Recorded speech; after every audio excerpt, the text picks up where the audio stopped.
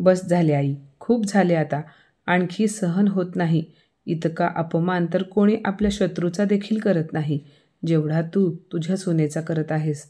मोहन त्याच्या आईला सीमाताईंना म्हणाला. वा बाळा, आज तुझी जीभ फार चालत आहे. तू आता तुझ्या बायकोसमोर मला बोलत आहेस. हिनेच शिकवले असेल ना तुला माझ्याशी असे बोलायला. मोहन म्हणाला. तुला जर असे वाटत असेल तर हो, शिकवले आहे. मग आता काय जीव घेणार आहेस का तिचा? सीमाताईंना 2 मुले होती. मोठा मुलगा माधव तो चांगली नोकरी करत होता आणि आपल्या कुटुंबासह मुंबई शहरामध्ये राहत होता. आणि धाकटा मुलगा मोहन गावीच राहिला, कारण त्याला शहरात नोकरी मिळू शकली नाही. त्यामुळे त्याने घरची शेती करण्याचे ठरवले. शेतीतून मिळालेल्या उत्पन्नातून मोहन काही पैसे स्वतःकडे ठेवायचा आणि त्याच पैशातून घर खर्चही चालवायचा. तो कधीही वडिलांकडून पैसे घेत नव्हता आणि रमाकांतराव देखील त्याला कधी पैसे देत नव्हते. रमाकांतराव आणि सीमाताई जेवणात दररोज नवीन फरमाईश करायचे आणि त्यांना जे हवे ते त्यांची धाकटी सून रेखा मुकाट्याने बनवूनही द्यायची. मोहन आणि रेखा दोघेही आईवडिलांची खूप काळजी घ्यायचे. तरीही सीमाताई रेखासोबत नीट वागत नव्हत्या. त्यांना फक्त आपल्या मोठ्या सुनेचे म्हणजे मीनाक्षीचे कौतुक वाटायचे. त्या सतत तिचेच गुणगान गात होत्या आणि जी धाकटी सून सीमाताईंची सेवा करायची त्या सुनेची त्यांना अजिबात कदर नव्हती. मीनाक्षी वर्षातून एकदा गावी यायची, त्यातले 15 दिवस माहेरीच राहत होती आणि त्या सुनेची सीमाताई दिवस रात्र काळजी करत होत्या. जर कधी सीमाताईंना फोनवरून समजले की त्यांची मोठी सून आजारी आहे तर तेव्हा त्या खूप बेचैन व्हायच्या आणि सतत रमाकांतरावांना म्हणायच्या की जरा माधवला फोन लावून बघा बरं, सूनबाई कशी आहे. ती तिकडे एकटी आहे बिचारी, तिला मदत करायला कोणी नसेल. ती घरातील सर्व कामे एकटीच करत असेल. जरा विचारून बघा बरं, तिला काही पैशांची गरज तर नाही ना. आणि जर त्यांना पैसे हवे असतील तर तिकडे पैसे पाठवून द्या. मोठा भाऊ आणि वहिनीवर आईवडिलांचे असलेले प्रेम आणि काळजी पाहून मोहन आणि रेखा एकमेकांकडे पाहू लागले. त्या दोघांनाही असे वाटत होते की आई कशी दादा वहिनीला पैसे पाठवण्यासाठी घाई करत आहे. आणि विशेष म्हणजे अजून दादा वहिनीने त्यांना पैसे देखील मागितले नाहीत. मोहन मनात म्हणाला, आणि ह्या उलट जर कधी आम्हाला पैशांची गरज भासली आणि आम्ही कधी काही पैसे मागितले तर आई अशी वागते की जणू काही मी तिचा सावत्र मुलगा आहे. उन्हाळ्याच्या सुट्ट्या सुरू झाल्या होत्या आणि त्यासोबतच मीनाक्षी वहिनीच्या आगमनाची तयारीही सुरू झाली होती. सीमाताई मोठी सून येणार म्हणून खूप खुश होत्या. 10 दिवसांनी मीनाक्षी वहिनी गावी आली. येताना ती सर्वांसाठी काही ना काही घेऊन आली होती. सासूसाठी आणि धाकट्या जावेसाठी साडी, तिच्या मुलांसाठी कपडे, 2 नणंदांसाठी देखील भेटवस्तू घेऊन आली होती. 2-4 दिवसांनी मीनाक्षीने आपल्या दोन्ही नणंदांना फोन लावून बोलावून घेतले होते. दोघी नणंदाही लगेचच माहेरी आल्या. घरात माणसे जास्त असल्यामुळे आता रेखाच्या कामाचा ताण खूप वाढला. घरातील सगळी कामे करणारी एकटी रेखाच होती, कारण मीनाक्षीला तर असे वाटतच नव्हते की हे तिचे सासर आहे, कारण तिची सासू तिच्यासोबत अगदी मैत्रिणीसारखी वागत होती. तिला एकही काम सांगत नव्हती आणि मीनाक्षीलाही स्वतःहून कोणतेही काम करावेसे वाटत नव्हते. त्यामुळे ती फक्त 10 दिवसांसाठी पाहुणी म्हणून गावी यायची. मीनाक्षी स्वतः उन्हाळ्याच्या सुट्टीमध्ये यायची. त्यासोबतच तिच्या मागे दोन्ही नणंदांना फोन लावून बोलावून घ्यायची. 2 नणंदा, त्यांची मुले, मीनाक्षी, तिचा नवरा, मुले आणि हे चौघे. त्यामुळे घरातील माणसांची खूप गर्दी व्हायची आणि बिचाऱ्या रेखाचा संपूर्ण दिवस किचनमध्ये जायचा. खाणारी तोंड 10, पण स्वयंपाक बनवायला रेखाशिवाय कोणीही पुढे येत नव्हते. सगळ्यांचा चहा नाश्ता झाल्यावर आणि दुपारचा स्वयंपाक बनवून रेखा आराम करण्यासाठी तिच्या खोलीत निघाली होती की तेवढ्यात सीमाताई म्हणाल्या, रेखा, अगं तुझी जाऊ 2 दिवसांनी मुंबईला जाणार आहे. जाताना तिला गहू आणि तुरडाळ द्यावे म्हणते. आपल्या घरच्याच शेतात पिकते म्हटल्यावर द्यायला काय हरकत आहे. रेखा म्हणाली, हो आई, तुम्ही बरोबर बोलत आहात. सीमाताई पटकन म्हणाल्या, मग तू एक काम कर, थोडेसे गहू आणि डाळ तेवढी स्वच्छ करून पोत्यात बांधून ठेव. रेखा म्हणाली, पण आई, सकाळपासून काम करून माझे अंग दुखत आहे. मी पाठ देखील टेकली नाही. आई, त्यापेक्षा तुम्ही एक काम करा. बाहेरून कोणाला तरी बोलवा, जो गहू आणि डाळ व्यवस्थित साफ करून देईल आणि त्या बदल्यात त्यांना काही पैसे द्या. सीमाताई म्हणाल्या, अरे वा, म्हणजे मी तुला काही काम सांगितले तर तू उलट मलाच ते काम दुसऱ्यावर सोपवायला सांगतेस. आणि एवढ्याशा कामासाठी नोकराची काय गरज आहे? आणि असे काम काय केलेस म्हणून तुझे अंग दुखत आहेस? दररोजचीच तर भाजी भाकरी बनवली आहेस ना? 4 भाकरी जास्त केल्या आणि थोडीशी भाजी वाढवली, त्याला एवढी कंटाळीस का तू? एकतर माझी मोठी सून वर्षातून एकदा आली आहे आणि मोठ्या बहिणीला भेटण्यासाठी माझ्या 2 मुली आल्या आहेत. मग 3 माणसांचा स्वयंपाक बनवण्यासाठी तू अख्खा दिवस किचनमध्ये घालवतेस? वा, अगं आमच्या जमान्यामध्ये तर 15-20 माणसांचा स्वयंपाक बनवावा लागायचा, तोही 2 वेळचा. तरीही सासूला नणंदेला काही बोलण्याची आमची हिंमत होत नव्हती. आता 10 दिवसांसाठी कोणी तुझ्या घरी आले तर तू त्यालाही स्वयंपाक बनवून खाऊ घालणार नाहीस का? आणि स्वयंपाक बनवल्यानंतर असे कोणते काम असते ग तुला? इतर वेळी दुपारी तर आरामच करत असतेस. 1-2-4 दिवस दुपारी आराम करायला मिळाला नाही तर काय आभाळ कोसळणार आहे का तुझ्यावर? सीमाताई मोठमोठ्याने बोलत होत्या, त्यामुळे घरातील सर्वजण तिथे आले. त्यामुळे सध्या तरी रेखाला सासूच्या तोंडी न लागणे योग्य वाटले आणि ती गहू आणि डाळ निवडायला बसली. भर उन्हात रेखाने गहू डाळ निवडून वेगवेगळ्या पोत्यात बांधून ठेवले. संध्याकाळ झाली होती. सर्वांना चहाची तलफ झाली होती. सीमाताईंनी रेखाला, आज चहा देणार आहेस का असे बोलल्यावर रेखा पटकन हातपाय धुवून किचनमध्ये धावत आली. ती दुपारी धान्य साफ करत होती, त्यामुळे रेखा खूप थकली होती. तिने पटकन सर्वांसाठी चहा बनवला आणि मग लगेचच रात्रीच्या जेवणाच्या तयारीला लागली. कारण घरात लहान मुले असल्यामुळे लवकर जेवण करून झोपायचे. रेखाने सर्वांसाठी स्वयंपाक बनवला. स्वयंपाक बनवून सर्वांना जेवण वाढून त्यानंतर खरकटी भांडी घासून किचन आवरायला रेखाला रात्रीचे 11 वाजले. दिवसभर काम करून थकल्यामुळे तिचे अंग खूप दुखत होते. दुसऱ्या दिवशी सकाळी जेव्हा रेखा झोपेतून उठली तेव्हा तिच्या कानावर सासूचा मोठमोठ्याने बोलण्याचा आवाज ऐकायला आला.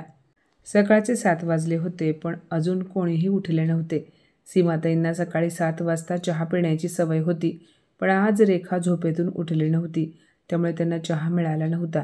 त्यांनी किचनमध्ये जाऊन पाहिले तर तिथे कोणीच नव्हते. त्यामुळे त्यांनी बाहेरूनच रेखाला मोठ्या आवाजात बोलवायला सुरुवात केली आणि हा आवाज ऐकून संपूर्ण कुटुंब झोपेतून उठून बाहेर आले. पण रेखा आली नाही. त्यामुळे मीनाक्षी चहा बनवण्यासाठी किचनमध्ये गेली. मीनाक्षीला किचनमध्ये जाताना पाहून सीमाताई पटकन रेखाच्या खोलीमध्ये गेल्या.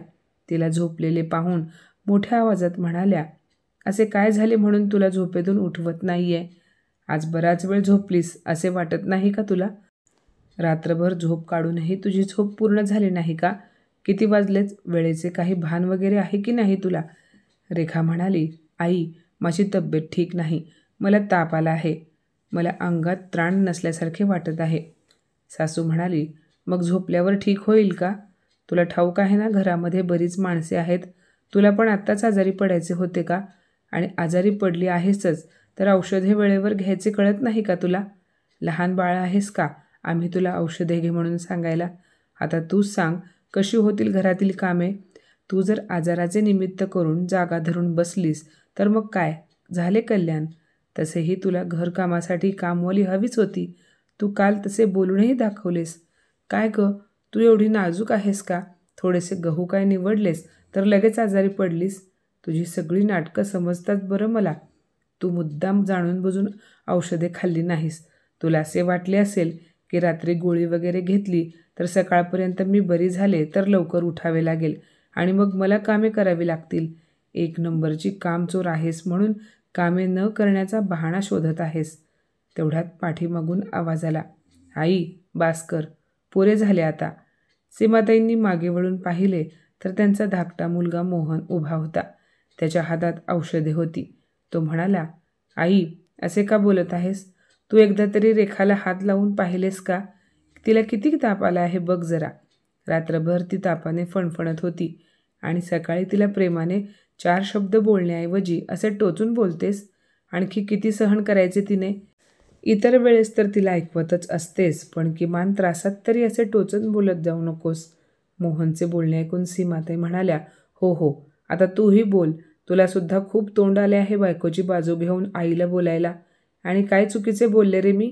हेच ना, घरी आलेल्या 4 माणसांना पाहून आजारी पडली आणि एवढीच थकली होती, ताप आला होता, तर रात्रीच गोळी घ्यायची. आतापर्यंत ठीक झाली असती ना? मोहन म्हणाला, हो आई, तुला तर फक्त तिच्या कामांशी मतलब आहे, मग ती दुःखात असू दे किंवा त्रासात. जर ती आजारी असूनही काम करत राहिली तर तुला काहीही फरक पडणार नाही. आई, तू अशी सावत्र असल्यासारखी का वागतेस आमच्याशी? जर मोठी वहिनी कधी आजारी पडली तर तेव्हा तू त्यांची किती काळजी करतेस, आणि आज जेव्हा रेखा आजारी पडली तर तुला ते नाटक वाटत आहे? तिची काळजी करणे तर दूरची गोष्ट आहे, पण ती आजारी पडली हा तुला बहाणा वाटतोय. सीमाताई म्हणाल्या, आता समजले मला. म्हणजे तुम्हा दोघांना माझ्या मोठ्या सोन्याचा हेवा वाटतो तर. मीनाक्षी बाजूला उभी राहून गुपचूप सगळा तमाशा बघत होती. तिने सासूसाठी चहा बनवून आणला आणि चहाचा कप सासूच्या हातात देत म्हणाली, आई, जाऊ द्या. तिची तब्येत खराब आहे तर ती उठेल कशी बिचारी? सीमाताई म्हणाल्या, बघ सुनबाई, सर्व काही तुझ्या डोळ्यांनी बघ. एक तू आहेस, त्या दोघांसाठी तुझ्या मनामध्ये किती आपलेपणा, काळजी आहे, आणि एक हे दोघे आहेत. जर मी तुझी थोडीशी काळजी घेतली तर या दोघांना बघवत नाही. तू एक काम कर, यावेळेस जेव्हा तू जाणार आहेस तेव्हा मलाही तुझ्यासोबत मुंबईला घेऊन चल. काही दिवस या दोघांपासून दूर राहते. कंटाळा आला आहे मला रोजच्या कटकटीचा. हे ऐकताच मीनाक्षीने चकित होऊन सासूकडे पाहिले, पण ती काहीही बोलली नाही. खरे तर तिला सासूला सोबत घेऊन जाण्याची अजिबात इच्छा नव्हती, पण सीमाताईंच्या वारंवार विनंतीवरून मीनाक्षी म्हणाली, आई, तिकिटांची व्यवस्था होत नाहीये. खूप मुश्किलीने 2 तिकिटे मिळाली, एक माझे आणि माझ्या मुलाचे. पण तरीही सीमाताई सुनेसोबत जाण्यासाठी तयार झाल्या. त्या म्हणाल्या, हे बघ, मी ट्रेनमध्ये खाली मांडी घालून बसून येईन, पण मला एकदा या दोघांना चांगला धडा शिकवायचा आहे. आता सासू असे बोलल्यावर बिचारी मीनाक्षी पुढे काय बोलणार होती? सीमाताई मीनाक्षीसोबत स्वतःची बॅग भरू लागल्या. 2 दिवसांनी त्या दोघी मुंबईला जायला निघाल्या. मोहन आईला म्हणाला, आई, उगाच कशाला जातेस मुंबईला? तिकडचे वातावरण तुला सहन होणार नाही, आजारी पडशील. पण मोहनच्या बोलण्याकडे दुर्लक्ष करून सीमाताई आपल्या मोठ्या सुनेसह मुंबईला निघून गेल्या. दोघीही कशातरी मुंबईला पोहोचल्या. घरी गेल्यानंतर मीनाक्षीने सासूला चहा बनवून दिला आणि आराम करायला सांगितले. संध्याकाळी सर्वांनी एकत्र जेवण केले. ते सर्वजण रात्री उशिरा झोपायचे, त्यामुळे सकाळी त्यांना उठायला उशीर व्हायचा. पण सीमाताईंना सकाळी 7 वाजता चहा पिण्याची सवय होती, आणि तसेही म्हणतात ना, नव्या जागी झोप काही येत नाही. त्यामुळे सीमाताई पहाटे 5 वाजता उठल्या आणि बेडवर शांतपणे पडून राहिल्या. घराबाहेर जायचे म्हटले तरी कुठे जावे? 2 खोल्यांचे घर होते. एका खोलीमध्ये सून आणि मुलगा झोपत होते, तर दुसऱ्या खोलीमध्ये नातवाजवळ सीमाताई झोपल्या होत्या. सकाळचे 6 वाजले, 7 वाजले, तरीसुद्धा सुनेचा उठायचा पत्ता नव्हता. आता मात्र चहाशिवाय सीमाताईंना काही राहवत नव्हते. त्यामुळे त्या स्वतः मीनाक्षीला उठवायला गेल्या. त्यांनी बाहेरून दरवाजा वाजवला आणि म्हणाल्या, मीनाक्षी, अगं बाळा उठ, 7 वाजले आहेत. पटकन उठ आणि माझ्यासाठी चहा बनव. मीनाक्षी म्हणाली, आई, ही काय पद्धत आहे सकाळी सकाळी उठवण्याची? इथे सर्वांची आपापली वेळ असते. जर तुम्हाला 7 वाजता चहा पिण्याची सवय आहे तर तुम्ही स्वतः चहा बनवून प्या. लहान मुलासारखे माझ्याकडे चहा पिण्याचा हट्ट का करत आहात? तुम्हाला माहिती नाही का चहा कसा बनवतात ते? आणि तुम्हाला ठाऊक आहे ना, आम्हाला रात्री किती वाजतात झोपायला? आई, हे बघा, हे गाव नाही, शहर आहे. इथे प्रत्येकाची उठण्याची वेळ वेगवेगळी असते. तशीच माझीही आहे. सुनेचे असे बोलणे ऐकून सीमाताई दंग झाल्या. त्या मीनाक्षीकडे अवाक होऊन पाहत होत्या. ती त्यांना असे बोलेल याची कधीच अपेक्षा केली नव्हती. आज कुठे ना कुठे त्यांच्या डोळ्यातून अश्रू नक्की आले होते, आणि त्या क्षणी त्यांच्या डोळ्यासमोर रेखाचा चेहरासुद्धा येऊ लागला. रेखाने कधीच सासूसोबत असे बोलण्याची हिंमत केली नव्हती. त्या मनात म्हणाल्या, मी कितीही बोलले, काहीही बोलले तरी माझी रेखा सकाळी 7 वाजता मला चहा बनवून द्यायची. आई तुम्हाला हे करून देऊ का, ते करून देऊ का, असे सतत म्हणायची, आणि तरीसुद्धा मी तिला अपमानास्पद बोलायचे. असो. सीमाताई नाराज होऊन किचनमध्ये आल्या आणि त्यांनी स्वतःसाठी चहा बनवला. पण आज त्यांना चहा प्यावासा वाटत नव्हता. पहिल्याच दिवशी सुनेने त्यांचा असा अपमान केला होता, त्यामुळे त्या खूप दुःखी झाल्या होत्या. तरीसुद्धा त्या चहाचा कप घेऊन बाल्कनीत जाऊन खुर्चीवर बसल्या. आज त्यांना आपल्या गावच्या घराची खूप आठवण येऊ लागली. मीनाक्षी साधारण 8 वाजता उठली आणि आंघोळ न करता सरळ किचनमध्ये जाऊन नाश्त्याच्या तयारीला लागली. माधवसुद्धा ऑफिसला जाण्यासाठी लगबगीने तयार होऊ लागला. त्यांचा नातू देखील शाळेत जाण्यासाठी तयार होत होता. मीनाक्षी सर्वांसाठी किचनमध्ये नाश्ता आणि दोघांचा डब्बा बनवत होती आणि बिचाऱ्या सीमाताई गुपचूप बाल्कनीमध्ये बसून त्या सर्वांकडे पाहत होत्या. ते सर्वजण आपापल्या कामामध्ये एवढे बिझी होते की कोणाचे बाल्कनीत बसलेल्या सीमाताईंकडे लक्षच गेले नाही.